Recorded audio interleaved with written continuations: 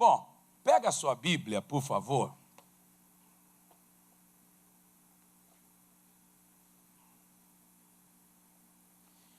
A minha mensagem hoje tem um título. Você não é um porco. Não tem nada a ver com os palmeirenses. É o título de verdade. Você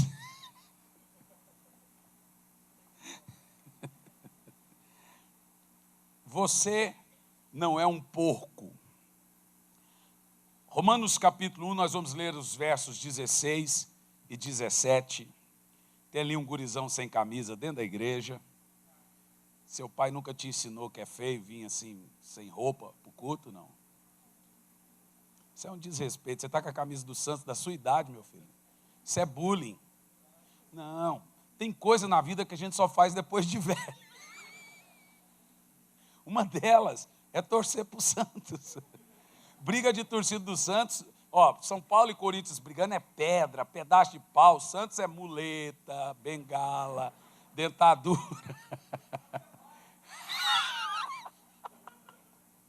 Sempre manifesta um para a gente expulsar, né? Vamos ler. Diz assim a palavra do Senhor: porque não me envergonho do Evangelho, pois é o poder de Deus para a salvação de todo aquele que nele crê. Bom, ontem nós aprendemos o que é o Evangelho. Quantos se lembram? Só para fazer uma rápida recapitulação, você sabe que toda vez que eu li esse texto, não me envergonho do Evangelho, porque é o poder de Deus para a salvação de todo aquele que nele crê. Eu lia Paulo falando, não me envergonho, eu falava, mas por que ele deveria se envergonhar? Espera aí, Paulo está dizendo, não me envergonho desse Evangelho. Eu falei, mas por que deveria? E aí você vai entender o contexto, principalmente nessa mensagem hoje, você vai entender por que Paulo usa o termo não se envergonhar. Inclusive, em Gálatas, Paulo, Pedro e Barnabé estavam comendo na casa de irmãos que não eram judeus e falando do Evangelho. Quando entra o pastor Tiago, rígido, daqueles que quase é batizado com sangue de limão, ou com suco de limão, Tiago entra com aquela cara fechada. Tiago era o pastor da igreja de Jerusalém. Pedro toma um susto junto com Barnabé e se levantam com vergonha do que estavam falando.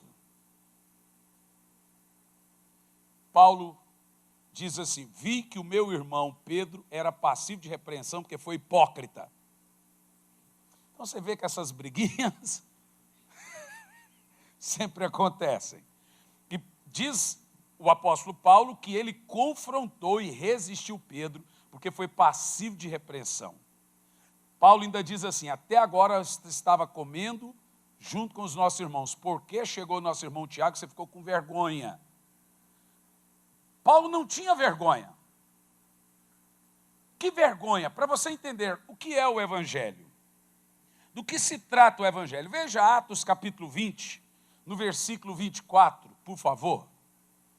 Para você compreender o que é o Evangelho, do que se trata o Evangelho. Vamos ler a partir do versículo 20, por favor, para a gente pegar o contexto. Não, pode ser o 24 mesmo. Diz assim, mas em nada tenho a minha vida como preciosa para mim, contanto que complete a minha carreira e o ministério que recebi de Jesus para dar testemunho do Evangelho da graça. Agora veja Gálatas 1, versículo 6. Você sabe que tem pastores que são contra você pregar, ficar citando muito a Bíblia. Eu falo, então eu não sei o que eles pregam, porque pregação para mim é a Bíblia. Você não deve usar a Bíblia, você deve pregar ela. A Bíblia diz, pregue a palavra, não é sobre, é ela. Pregação é uma exposição da Bíblia. Ok? Aí Paulo diz assim, estou admirado que tão depressa vocês saíram daquele que vos chamou da graça para outro evangelho. Voltando a Romanos 1 e 16. Qual é o evangelho que Paulo diz que não se envergonhava? Qual que é? Evangelho da graça. E por que Paulo diz que para muitos seria vergonha? A Bíblia chama até de escândalo. A Bíblia chama de escândalo e, em outros dados, loucura para os que perecem. A graça do Senhor Jesus, ela é o maior escândalo que existe. Aqueles que não conseguem compreender, eles pensam que estão na graça, mas na realidade estão na lei. E existem sérios problemas de você viver na lei. Como disse o pastor Alberto ontem, pastor, às vezes nós somos muito inquisidores, sem percebermos. Eu disse que existem problemas sérios em você estar na lei. Primeiro problema, recapitulando o que foi falado ontem, você está debaixo de juízo. O apóstolo Paulo diz que a lei veio para que toda boca se cale e todos fiquem sujeitos ao juízo. Segundo problema para quem está na lei, você está debaixo da ira. Paulo diz que a lei opera na ira. Terceiro problema para quem está na lei, você está debaixo de maldição. Paulo aos Gálatas 3,8 diz, todos os que estão na lei estão debaixo de maldição. Quarto problema para quem está na lei, se separa de Cristo e cai da fé, da graça. Paulo, em Gálatas 5,4, ele diz, separados estáis de Cristo, vós que estáis na lei, da graça tendes caído. Quinto problema para quem está na lei, ele aniquila a graça. Gálatas 2,21, Paulo diz, não aniquilo a graça, porque se a justiça vem pela lei, Cristo morreu em vão. Então nós temos 5 problemas para quem vive na lei. 5. Primeiro, qual que é? Vocês estão dormindo?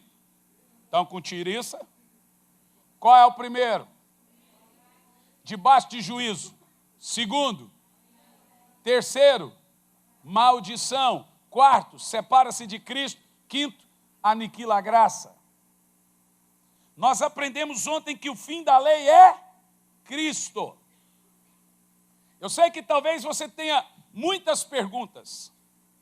Dentro do nosso à guisa de introdução, uma delas, nós temos aqui, 1 de João capítulo 2, é isso, né? 1 de João capítulo 2, a partir do versículo 1, eu recebi uma pergunta pela internet, e o irmão veio assim muito exaltado com essa pergunta, dizendo que João estava literalmente dizendo que quem não guarda os mandamentos não está salvo. Vamos ver se João está falando das leis de Moisés. Ele disse assim, meus filhinhos, essas coisas vos escrevo para que não pequeis, mas se alguém pecar, temos um advogado com o Pai, Jesus Cristo, o justo. Não se esqueça dessa palavra que é o nosso tema hoje, o justo. Quem é o justo? Jesus. Agora o verso 2. Ele é a propiciação pelos nossos pecados, não somente pelos nossos, mas também pelos pecados do mundo todo. Isso você vai entender hoje. Próximo verso. E nisto sabemos que o conhecemos, que guardamos os seus mandamentos. O camarada falou assim, está aí, pastor. Espera aí, ele está falando de Jesus. Ele não falou de Moisés. Ele fala, Jesus, a propiciação justa. Nisso conhecemos que guardamos os mandamentos de quem? De Jesus. Ah, mas não é? Obviamente que não. Depois eu volto aqui, no verso 3. Veja agora João 1 e versículo 17. Lei de Jesus é uma, lei de Moisés é outra. Evangelho de João 1, versículo 17. Leia lá. A lei foi dada por Moisés. Separou. Graça e verdade vieram por Jesus. Quais os mandamentos de Jesus? Leia ali. Graça e a verdade. Você viu que o texto separa a lei. E a verdade ali não é a lei. Você vê que graça e verdade estão do lado e a lei de outro lado. Percebeu isso? Está claro? A lei foi dada por Moisés. graça e verdade vieram por intermédio de Jesus. Voltando ao texto de João, 1 de João 2, agora o versículo 3. João desde o início está falando, filhinhos, falando de Jesus, o justo, ele é o nosso advogado, é a propiciação pelos nossos pecados, não só pelos nossos, mas pelo mundo todo. Ele está falando de Moisés ou de Jesus? Então, quais são os mandamentos que ele diz que devemos guardar? Vamos ler. E nisso sabemos que o conhecemos, que guardamos os seus mandamentos. De quem? De Jesus. Ele é o fim da lei. Você é cristão ou judeu? Se você é judeu, guarde a lei mosaica. Se você é cristão, os mandamentos de Cristo. Diga amém. Agora eu vou provar para você que esses mandamentos não são os mandamentos de Moisés que devemos guardar. Quais são eles? Leia o próximo verso. Aquele que diz, conheço e não guarda os seus mandamentos, é mentiroso. E nele não está o quê? A verdade veio com quem?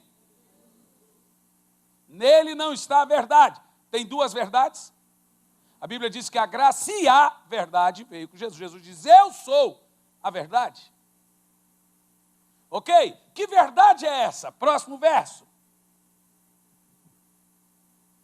Mas qualquer que guarda, é a palavra escrita, qualquer que guarda a sua palavra, nele realmente se tem aperfeiçoado o amor de Deus, e nisso sabemos que estamos nele. Não é a lei na pedra, é a palavra de Cristo.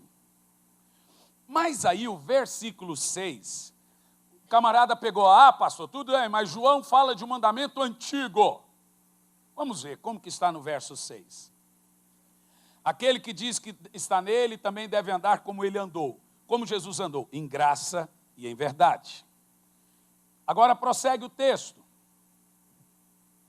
Verso 7. Amado, não vos escrevo mandamento novo, mas um mandamento antigo, que tendes desde o princípio. Esse mandamento antigo é a palavra que for escrita, é a palavra que ouvistes. Agora, próximo verso. Contudo, é um novo mandamento que vos escrevo, o qual é verdadeiro nele e ele em vós. Porque as trevas vão passando e já brilha a verdadeira luz. Antes de eu ler o próximo verso, eu vou te explicar qual é o mandamento que João está falando. Qual são os mandamentos de Jesus que, se você não guarda, você não está nele. João vai nos explicar do que se trata. Próximo verso. Aquele que diz que está na luz e odeia o seu irmão está nas trevas. Prossegue. Aquele que ama o seu irmão permanece nele e não tropeça. Me fala qual mandamento de Moisés está escrito, ama o próximo como a ti mesmo. João está falando de amar o próximo. Então ele não está falando dos 10 mandamentos. Ele está falando dos 2 que Jesus disse. E a lei é esta, amar a Deus sobre todas as coisas e o próximo como a ti mesmo. Qual o mandamento que ele diz que devemos guardar? O de Jesus, amor a Deus e ao próximo. Ele não está falando da lei mosaica, lei essa que terminou na cruz. Ok, já que você entendeu isso, devemos também explicar o texto de Tiago. Primeira epístola, só tem uma. Tiago capítulo 2, no versículo 14. Porque muita gente também pega o texto de Tiago dizendo que você tem que pôr obras. E o texto diz assim, que proveito há, meus irmãos, se alguém disser que não tem fé e tem obras, porventura esse tipo de fé poderá salvá-lo. Agora preste atenção. Observa o português experimental. Meus alunos aí já sabem. Temos um português experimental. Ele usa a palavra. Porventura essa fé. Qual fé? A fé do camarada que não tem boas obras para comprovar a fé. Não é a fé, é esse tipo de fé errada que a pessoa tem. Ele aponta para uma fé, não a fé. Leia de novo. Porventura, meus irmãos, se alguém disser que tem fé, aí é a fé verdadeira, singular, uma fé. Agora temos uma fé objetiva. E não tiver obras, por acaso, essa fé, não é a fé, é essa fé de alguém que pensa que tem fé poderá salvá-lo? Vamos ver se Tiago coloca fé junto com coloca obra junto com graça. Vai lá, próximo verso. Se um irmão ou uma irmã tiverem falta de mantimento cotidiano, prossegue. E algum de vós disser, ide em paz, aquietai-vos e fartai-vos, e não dardes coisas necessárias para o corpo, que proveito tem nisso? Bom, deixa eu te explicar. Eu ouvi uma história, e fui ler e descobri que era verdade, que o Faustão, ele dá casas para os funcionários. E a única coisa que ele pediu é que nunca propagasse. Vazou, eu sei. E você sabe agora.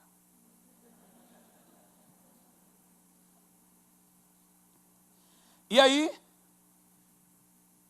alguém me perguntou, rapaz, isso é uma coisa muito nobre. De fato, já foram mais de 200 casas. Mas isso serve para salvar o Faustão? Não serve.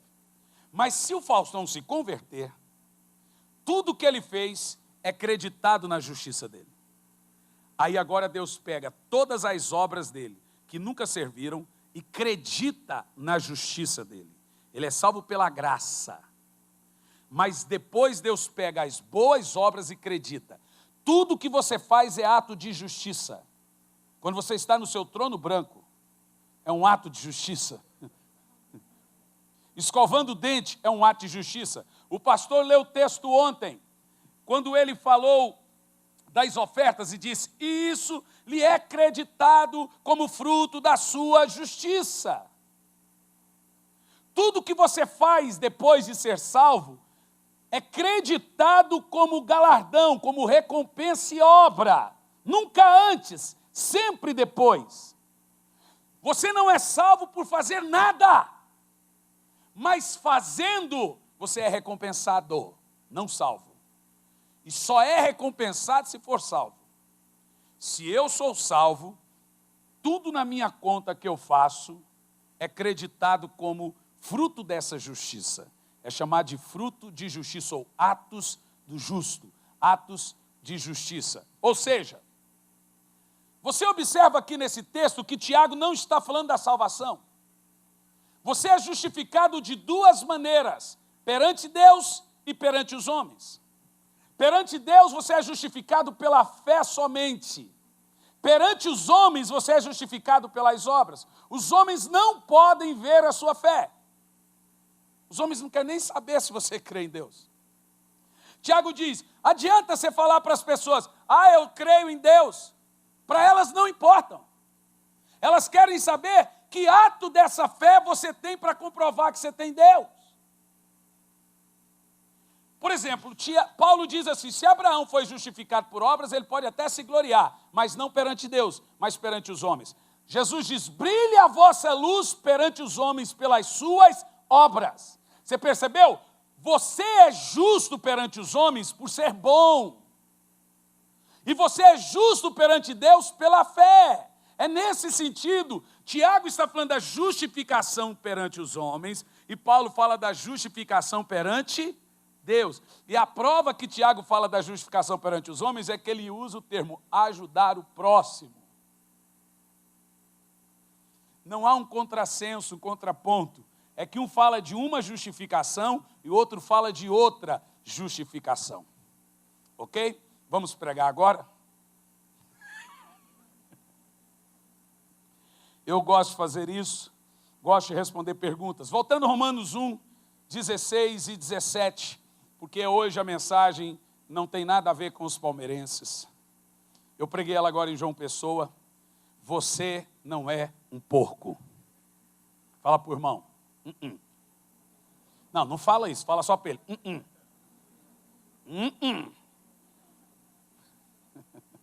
Aí o palmeirense fala assim, sou. Agora veja, porque não me envergonho do evangelho, agora você já sabe o que é o evangelho, pois é o poder de Deus para a salvação de todo aquele que nele crê, primeiro do judeu, depois para o grego. Agora, o que esse evangelho da graça revela? Próximo verso. Porque no evangelho da graça é revelada, de fé em fé, a justiça de Deus. Como está escrito, o justo viverá pela fé. Observa a palavra justiça. Nós, quando falamos de justiça, temos a ideia da justiça terrena, que é fazer. Um homem justo para nós é um homem bom. Um homem justo para nós é um homem que faz coisas boas. Quando observamos justiça no Brasil, nós temos um justiceiro bom. Eu sou novo, mas na minha época, minha mãe assistia um filme, chamava, não sei se vocês vão se lembrar, A Justiça é Cega, mas Enxerga no Escuro, do juiz Nicholas Marshall. Estão chamando o Moro de Nicholas Marshall. Só falta ele montar na moto e começar a matar uns corruptos aí. A história era que o juiz, a família dele morreu, ele era um advogado, aí ele fala assim, quando eu era advogado, eu acreditava no sistema. Quando eu era promotor, eu acreditava no sistema. Virei juiz, acreditava no sistema, mas o sistema é falho. Então ele julga as pessoas são inocentadas, aí ele mata elas. O nome é Justiça Cega. Quem se lembra? Ah, não é possível, passava Rede Globo, apresenta. Que isso, gente? Ah, não é, tá bom. É porque eu acho que vocês não estão ligando a história, mas foi uma série muito famosa. Esses dias eu procurei para assistir, não tem ainda. Eu nasci na época errada. Eu sou da época, eu gosto só de coisa dos anos 80, gente. É a melhor época de filmes, de música e tudo. Depois começou a vir Backstreet Boys e desgraçou o mundo.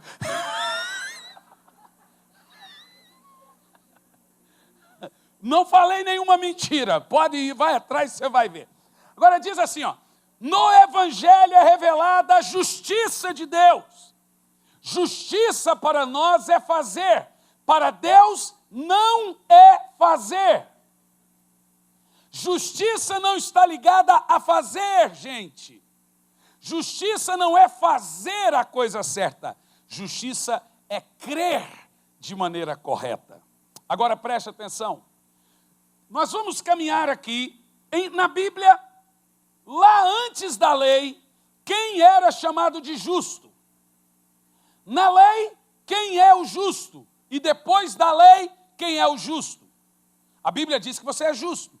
Mas como que você é justo? A palavra justo significa perfeito e irrepreensível, quer dizer, sem defeito nenhum. Ou seja, a Bíblia te chama de justo, mas sem defeito. E pior, perfeito, sem mancha, sem mácula. Como que eu sou justo? Vamos analisar. Como era o justo antes da lei, como era o justo durante a lei, e como é o justo depois da lei, ou seja, depois da cruz. Por exemplo, antes da lei, nós temos aqui algumas pessoas que eram chamadas de justas. Adão era perfeito. Era um homem que nunca pecou. Era um homem que a Bíblia diz que ele era perfeito, até cair. Noé, diz a Bíblia que Noé era um homem justo. Ele era um homem que pregou durante 100 anos para o povo se arrepender e entrar na arca. Só tem duas maneiras de você ser considerado justo perante Deus. Ou é praticando boas obras e cumprindo toda a lei, toda, não alguma, mas toda a lei, ou pela fé.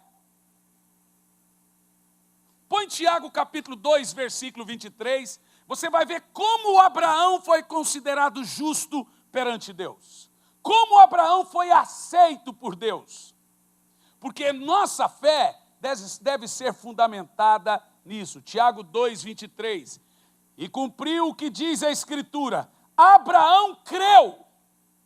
E isso lhe foi dado. A palavra imputar é colocar na conta. E isso foi colocado na sua conta como justiça. A Bíblia diz que Abraão foi chamado amigo de Deus. Não porque ele era bom, mas porque ele creu. Deus aceitou Abraão porque ele creu. Vamos fazer um antagonismo entre Abraão e Moisés. Deixe-me te falar uma coisa, Moisés é um homem muito santo. E ele está vivo. Não vivo em alma apenas, ele está vivo no céu. A Bíblia diz que a morte reinou até Moisés. Deus ressuscitou Moisés. Ele vai voltar como as duas testemunhas. Lá no Monte da Transfiguração veio Moisés e Elias, mortos não voltam. Moisés veio e conversou com Jesus. Moisés é uma testemunha, é um profeta para o povo judeu, ele é santo. Quando Miriam e Arão esnobaram e bagunçaram, falando mal de Moisés, Deus desceu, pá! Ei, vocês dois, vem aqui. Moisés é meu amigo. Com vocês eu falo com sonhos, visões, com ele eu falo cara a cara. Ah, que inveja!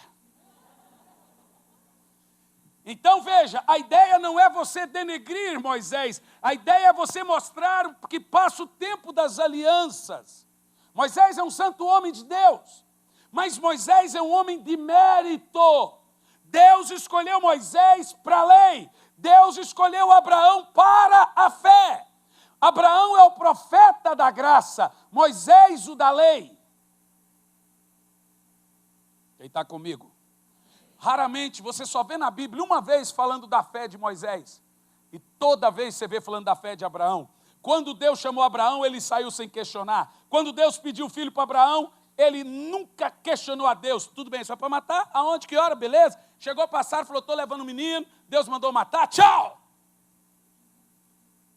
Abraão nunca questionou a Deus. Moisés? Moisés, tudo que Deus mandava, ele, por quê? Para quê? Ah, não, quero mais explicações. Porque Moisés era um legislador, ele era inflexível. Abraão era da fé. Veja, o texto diz que foi creditado na vida de Abraão a fé dele. E por ele crer, ele foi chamado de justo. Aqueles que pensam que você precisa da lei para serem morais, conta isso para José, na casa de Potifar, quando fugiu da Patifona. Qual lei José tinha para vencer a tentação? E José fugiu da mulher gata, gente. Uma mulher linda, não era igual a minha não, mas era linda para arrebentar. Pastor, como é que o senhor sabe? Porque mulher feia não é tentação, é assombração.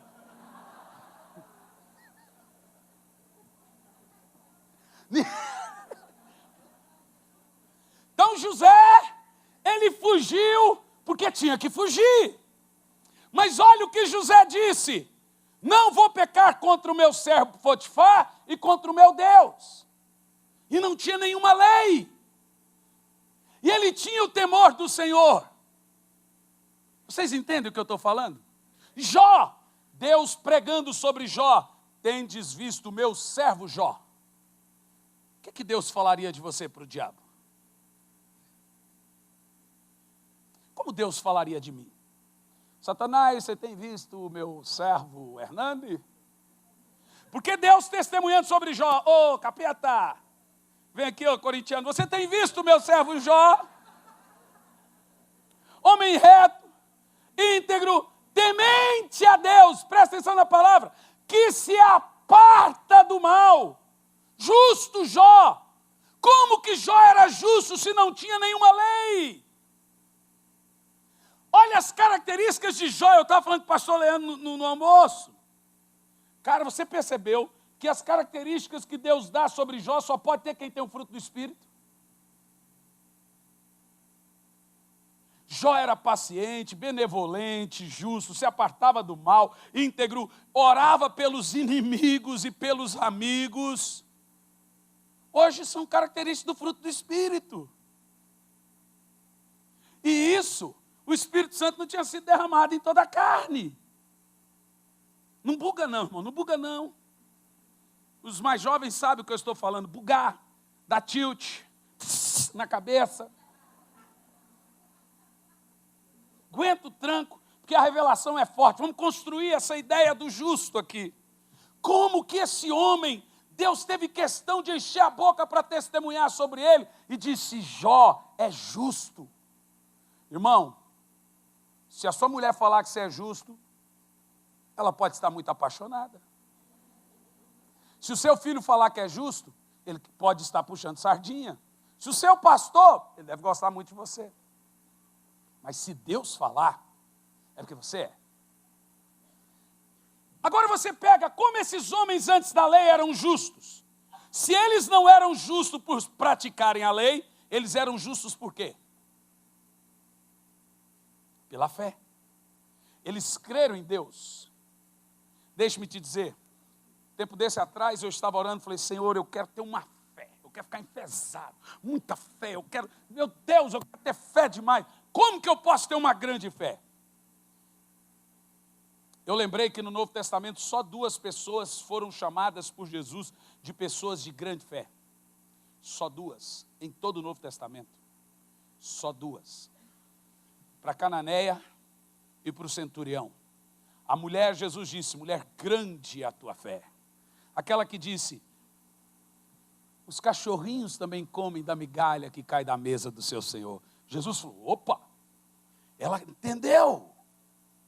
Mulher, grande é a tua fé.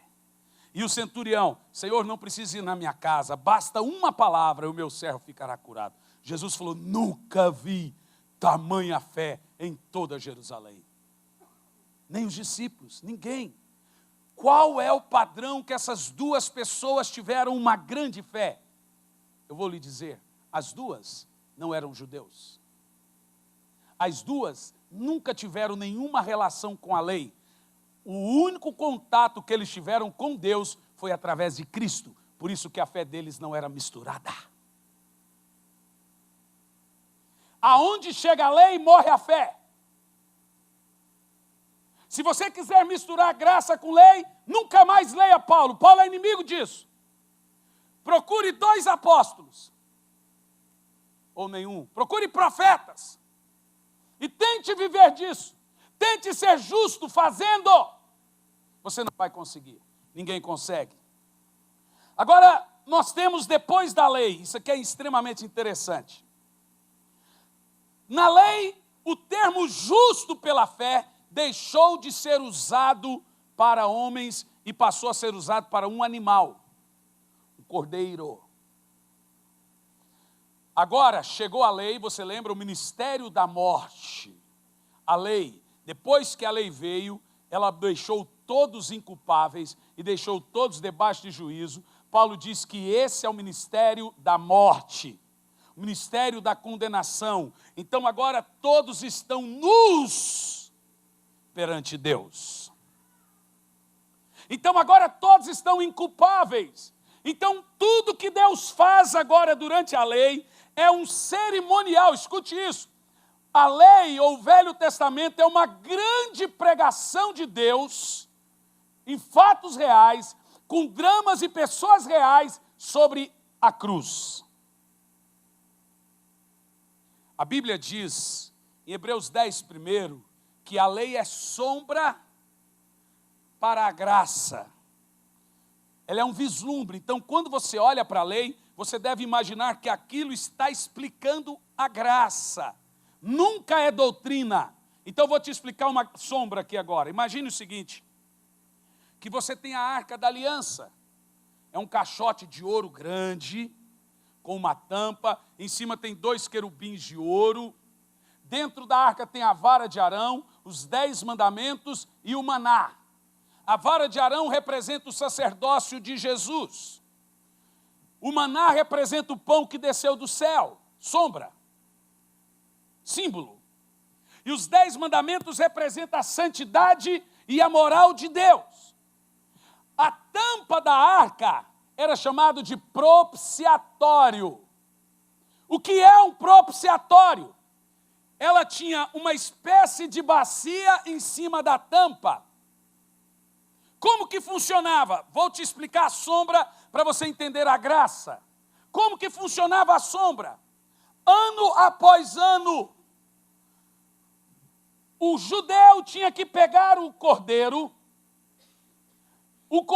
tinha que ter até 1 ano de idade, e ele não podia ter defeito nenhum. O cordeiro não podia ter defeito. E ele chegava diante do sacerdote, e o sacerdote pegava o cordeiro examinava o cordeiro, preste atenção, ele não examinava o pecador, ele examinava o cordeiro. Nunca o pecador foi examinado, sempre foi o cordeiro. Você já está entendendo agora. Então, o pecador confessava todos os seus pecados. Põe Hebreus 10, versículo 2 em diante, versículo 1. Então ele chegava diante da arca e ele tinha que relembrar os seus pecados a vida toda. Não é só os pecados presentes, ele tinha que relembrar os passados e presentes. Então, por exemplo, se ele roubou uma galinha 50 anos atrás, todo ano ele tinha que falar: Senhor, o senhor lembra que eu roubei uma galinha?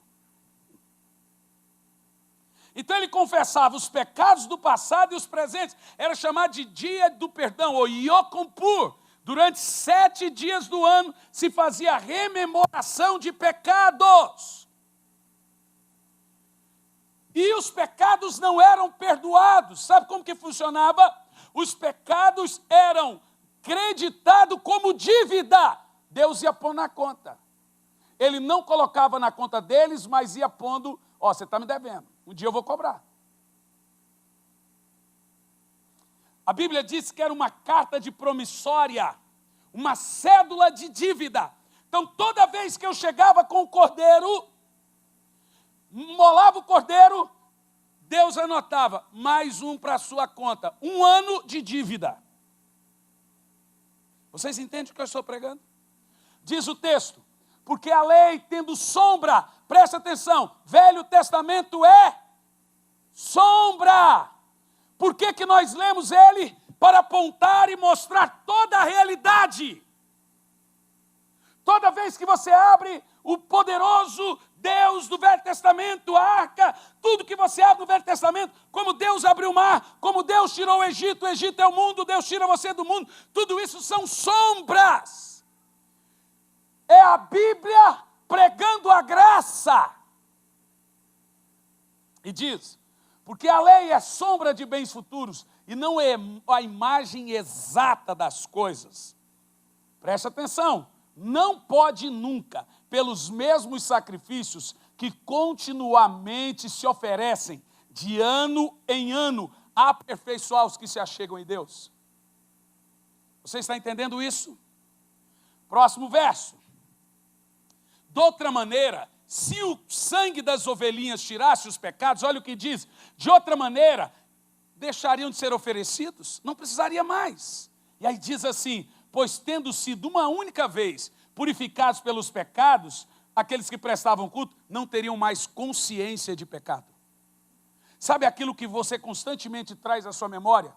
E você fica examinando o seu coração atrás de pecado? É lei. Leia esse texto e você vai entender. A consciência de pecado que vem até você dia após dia não vem de Deus. O texto diz que se tivesse efeito, preste atenção nisso, se tivesse efeito os sacrifícios das ovelhas, nunca mais teríamos consciência. Veja, convicção de pecado é uma coisa, consciência que eu sou um pecador, eu sou um xexelento, isso não é obra da graça. Depois dessa você vai querer ouvir só de raiva. Você agora pensou que eu falei uma tamanha heresia. Não falei, eu citei a Bíblia. Leia de novo, vai lá.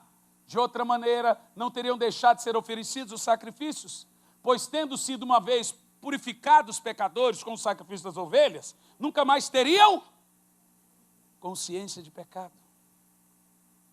Agora preste atenção.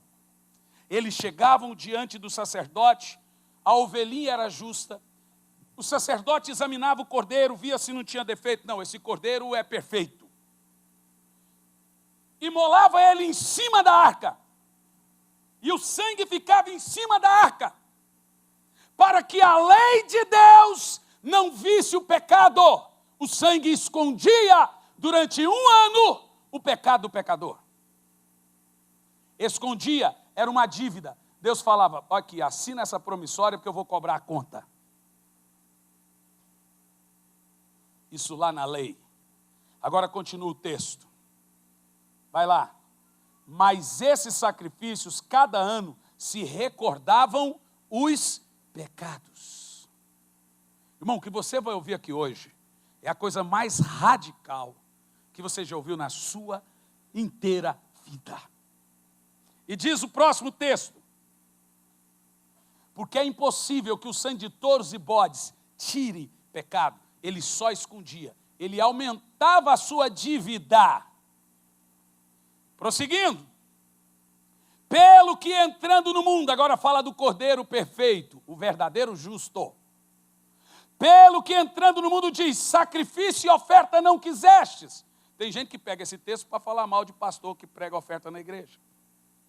Esse texto está falando da oferta para os pecados, do Cordeiro. Não tem nada a ver com a oferta que você dá alçada na igreja. Amém? Sacrifício e ofertas não quisestes, mas um corpo foi preparado. Jesus entrou no mundo. Uau, vai lá.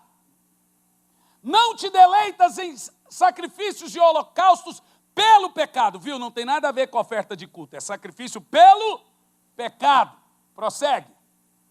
Então disse, eis-me aqui, no rol do livro está escrito, Jesus falando, para fazer, ó Deus, a tua vontade. Prossegue. Tendo dito assim, sacrifício, ofertas e holocaustos e oblações pelo pecado não quisestes, nem deleitas dos quais oferecem esse sacrifício segundo a lei. O negócio de derramar o sangue e ficar rememorando o pecado, os passados e do presente. Preste atenção, vai lá. Agora disse, eis-me aqui Deus para fazer a sua vontade. Deus tira primeiro a lei para estabelecer o segundo, a graça. Agora vem o choque. Aquele cordeiro lá na lei, como sombra, Deus já estava pregando o que ele iria fazer. Agora escute isso. O cordeiro que era examinado e não o pecador. Deus nunca examinou o pecador. Ele sempre examinou o cordeiro. O cordeiro que tinha que ser justo e perfeito. Se o cordeiro for o certo, tem pecado perdoado. Agora preste atenção. O cordeiro não podia tirar os pecados do mundo. Mas próximo verso. E nessa vontade dele que temos sido santificados pela oferta do corpo de Jesus Cristo, feita uma vez para sempre. Agora vai lá o próximo texto. Ora, todo sacerdote se apresenta dia após dia, ministrando e oferecendo os mesmos sacrifícios que nunca podem tirar pecado. Veja, eu estou lendo a lei, gente, e não estou pregando ela. É sombra ou não é? Não tem como pregar a graça sem usar a sombra do Velho Testamento. Impossível. Agora, continua. Mas ele, oferecendo o único sacrifício pelos pecados, assentou-se para sempre à direita de Deus. João 1:29, os cordeiros aumentavam o seu pecado, mas em João 1:29 sobre Jesus diz, eis o Cordeiro de Deus, que não deixa você em dívida, ele tira o pecado do mundo. Aleluia!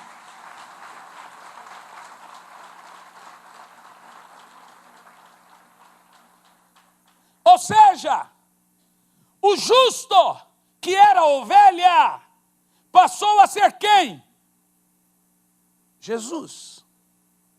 Diga, Jesus é o justo. Veja, Isaías 53, no versículo 11. O termo no Velho Testamento era dado para os crentes que criam em Deus. O termo na lei foi dado para a ovelha. E o termo na Nova Aliança é dado a quem? A Jesus. Veja lá. Sobre Jesus, ele verá o fruto do trabalho da sua alma e ficará satisfeito. Isso é o Pai falando. Com conhecimento, o meu servo, o justo, justificará muitos, e as iniquidades deles levará sobre si. Deixe-me te falar uma coisa. Justo, agora, depois da cruz, não é fazer. Ninguém será justo por sua performance. A palavra justo tem 3 conotações: aceito, perfeito e sem defeito. Vamos lá? Aceito, perfeito e sem defeito. De novo. O justo é todo aquele que é aceito diante de Deus, perfeito e sem defeito. Esse justo é Jesus. Mas veja bem, Abraão não era justo por suas obras. Abraão não era justo por sua performance. Abraão não era justo porque fazia. Abraão era justo porque cria. Agora voltou-se à fé. Abraão é o profeta da graça. Moisés o da lei. Diz a Bíblia, não sou eu que estou dizendo. Abraão é o pai da fé. Diga amém. Irmãos, vocês querem aprender bastante? Vocês querem sair daqui hoje meia-noite? Querem nada?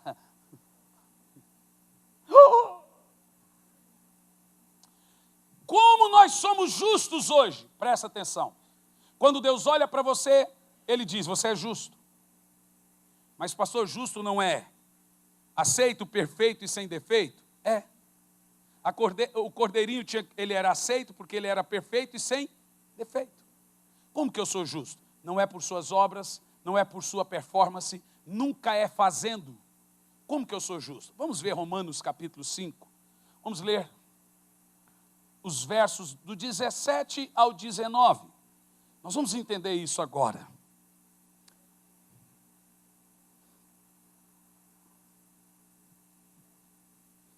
Romanos 5, de 17 a 19. Querido, mesmo que você veja na tela os textos, pegue o hábito de anotar e de ler.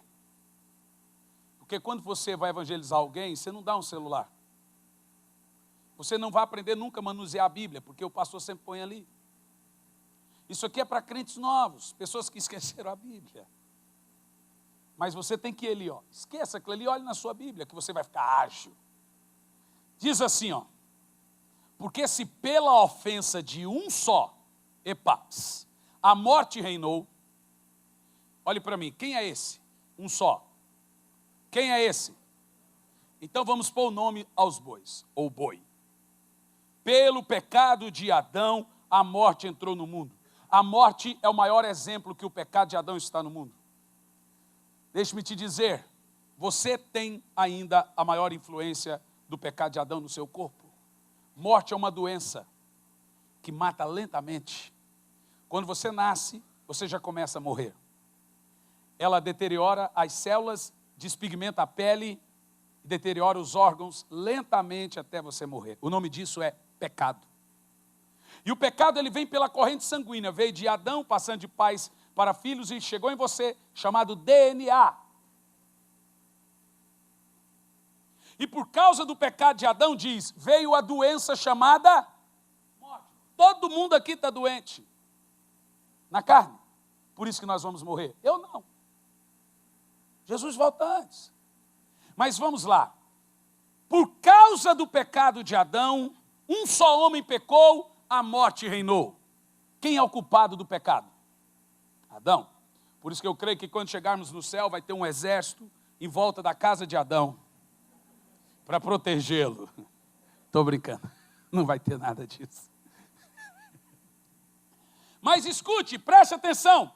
Por causa do pecado de Adão, a morte reinou. Muito mais os que recebem a abundância da graça e o dom da justiça reinarão em vida por meio de um só Jesus Cristo. Você não é pecador por sua culpa. Você é pecador por culpa de Adão. Tem gente que pensa que ele é pecador porque peca. Você não é pecador porque você peca. Você peca porque você é pecador. Ah, pastor, eu sou tão pecador. Você está dizendo, peco muito. É verdade, isso é verdade. Mas você só peca porque você tem a natureza do pecado. É por causa de Adão, meu querido, que você peca. Então você não é pecador por suas obras. A obra de Adão te fez pecador. Uma única obra condenou a todos. Você é pecador por culpa de Adão. E se você morrer em pecado, sem Jesus, você vai para o inferno por culpa de Adão. Ah, isso não é justo? Claro que é. Se o seu pai deve e morre, a dívida fica para você, meu filho. Alguém tem que pagar. O nome disso é herança. A herança que o desgramado de Adão deixou foi o pecado. Que herança maldita. Mas preste atenção.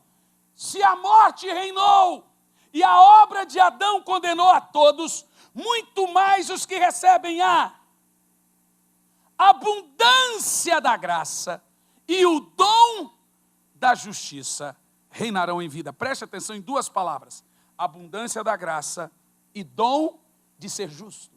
Você viu que justiça para nós é dádiva. Você viu que ser justo para nós é dom. Você não é justo fazendo, você é justo por dádiva. Quando você abunda na graça, automaticamente você recebe o dom de ser considerado justo perante Deus. Justiça é um dom dado ao homem que crê em Jesus para chegar diante de Deus sem senso de culpa, medo, condenação e ser aceito. Antes, para ser justo, tinha que fazer. Agora, quando eu recebo a graça, eu recebo isso, a justiça, como dom. Eu sou justo por dom, por dádiva. Não é sendo bom, é crendo. Não é fazendo a coisa certa, é crendo de maneira certa. Diga amém. Diz o texto: aqueles que recebem a abundância da graça, recebem o dom da justiça e reinam em vida. Quando você reina, o pecado não reina. Quando você reina, o diabo não reina. Quando você reina, a enfermidade não reina. Quando você reina, a miséria não reina. Eu estou te dando um segredo para você nunca mais andar quebrado na sua vida. Diga: eu não serei mais quebrado. Diz: eu vou reinar em vida. E como que você reina em vida? Por meio de Cristo. É possível muitos crentes passarem pela vida, irem para o céu sem nunca ter reinado em vida. E sabe por que você não reina em vida? Por dois motivos. Primeiro, não basta você saber que você tem a justiça e que você é justo. Tem que abundar a graça. O dom da justiça, ele vem só quando você abunda na graça. Não basta você saber que é salvo pela graça. Tem que abundar a graça. O entendimento massivo da graça faz você receber o dom da justiça. Se você crê certo, você caminha certo. Se você crê errado, você caminha errado. Crer errado muda tudo na nossa vida. Agora veja o verso 18. Portanto, assim como pelo pecado veio o juízo sobre todos os homens, para a condenação, assim também por um só ato de justiça, veio a graça sobre todos os homens para a justificação. Meu querido, a obra de Adão te fez pecador e te condenou. A obra de Jesus te fez justo e te salvou. Não tem nada a ver com você, tem a ver com a obra de Adão e com a obra de Jesus. A obra de Adão leva as pessoas para o inferno. A obra de Jesus leva as pessoas para o céu. Por causa de Adão você é injusto. Por causa de Jesus você é justo. Nada tem a ver com você. Você não é pecador por sua culpa. E você não é justo por seus feitos. Você é injusto por causa de Adão e se torna justo por causa de Jesus. O nome disso é justiça de Deus. Deus falou: o que o homem fez para ir para o inferno? Nada, mas vai para o inferno. Então eu vou levar Jesus. O que o homem faz para ir para o céu? Nada, crê em Jesus, vai para o céu. Veja, seria justo se você tivesse culpa no seu pecado. Então se vira para ser salvo agora. Mas como o pecado de Adão condenou você, a justiça de Jesus lhe salva. Não tem nada a ver comigo. Deus não é bom porque você é bom. Deus é bom porque Ele é bom. A bondade de Deus não tem nada a ver comigo. Uau! Você sabe que quando eu começo a pregar isso, os crentes batizados em suco de limão, é aqueles que gostam de mostrar a santidade. Você conhece alguns? Aquele que exterioriza a santidade. Ele não foi batizado com sangue, ele foi batizado com suco de limão. Eu já disse ontem e vou repetir. A santidade de Jesus atraía pecadores e repelia fariseus religiosos. A santidade dos crentes hoje atrai fariseus e repele pecadores. Porque é o que produzimos. O que produzimos como crença, atraímos como vida. Você atrai o que você crê. Se você crê errado sobre Deus, você vai pregar errado sobre Deus, você vai ser um pai errado, uma mãe errada, você vai compor errado. Caiam por terra agora os inimigos de Deus. Uau, uau. Quando eu entendo a graça, eu não tenho coragem mais de cantar isso. Eu não quero que Deus mate os meus inimigos por minha causa. Eu quero que Deus transforme-os em meus melhores amigos.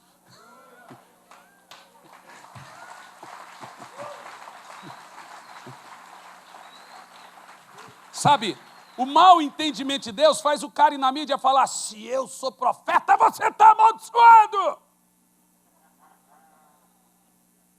É porque ele crê sobre Deus assim. É como ele crê. O outro se gabando que um servo do Senhor morreu por culpa dele. Ele crê assim, crê errado, faz você viver um estilo de vida errado. Se você crê que você tem maldição, você vai ter. Se você crê que não há mais maldição, não vai ter. A sua fé determina o seu estilo de vida. Quando as pessoas vêm, pastor, tem uma maldição na minha vida. Falei, tinha até hoje. Então tinha, pastor, qual? Não, você cria que tinha. Mas agora eu estou te dizendo que não tem mais, então não vai ter mais. Tem gente que ele é tão azarado, que se ele montar uma fábrica de chapéu, nasce todo mundo sem cabeça. E ele chama isso de maldição. Eu chamo isso de outra coisa. Não vou dizer. Próximo verso, vai lá. Agora escute isso, gente. Você vai dizer aqui um pouco no meio da mensagem, isso é bom demais para ser verdade. Isso é bom e é verdade. Olha o que diz o texto. Porque pela desobediência de Adão, muitos foram feitos pecadores. Gênero. Pela obediência de um, muitos foram feitos justos. Outro gênero. A Bíblia está chamando você de como?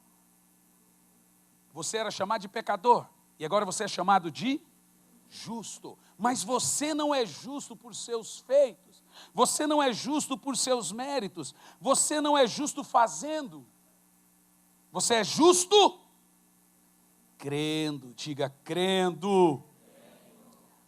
Como que isso funciona? Preste atenção, pastor. Está na Bíblia, eu li, beleza, mas me explica. Eu não valho nada. Eu sou o cocô do cavalo do bandido. Pastor, eu sou o xixi da muriçoca. Pastor, eu me conheço, eu não valho nada. Como que eu sou justo? Bom, veja bem. Se você pensar que você é justo fazendo, você tem razão. Mas se você entende que você é justo crendo, muda tudo. Lá na cruz de Cristo, foi feita uma transferência. Você lembra que Jesus é o justo. E a Bíblia diz que ele não pecou, ele não cometeu nenhum pecado. E Deus o fez enfermar por causa dos nossos pecados. Põe a partir, Isaías 53, a partir do versículo 6, por favor. Agora escute isso. Se você entender que a justiça de Cristo foi transferida para a nossa justiça, você compreende como que você é diante de Deus. Todos nós andávamos desgarrados como ovelhas, cada um se desviava pelo seu caminho, mas o Senhor fez cair sobre ele a iniquidade de nós todos. Próximo verso. Ele foi oprimido e afligido, mas não abriu a boca. Característica da ovelha. Você já viu um porco morrendo? O porco é cheio de justiça própria. Sabe, você quer ver mais um exemplo que um crente está na lei? É quando ele se ofende por qualquer coisa. É um porquinho. O camarada, ele só sai da igreja por dois motivos. Ou ele se acha que merecia mais, ou ele acha que foi humilhado. Ou é justiça própria, ou é condenação. São dois efeitos da lei. As pessoas saem porque elas estão cheias de si mesmo, da natureza caída. Elas nunca pararam para dar o favor imerecido. Sabe, quando você vive na graça, você dá em todo o seu estilo de vida o favor imerecido. A minha esposa diz que eu tenho um coração retardado. Diz que meu coração é débil. Mas eu vou te contar um testemunho sobre viver o favor imerecido dia após dia.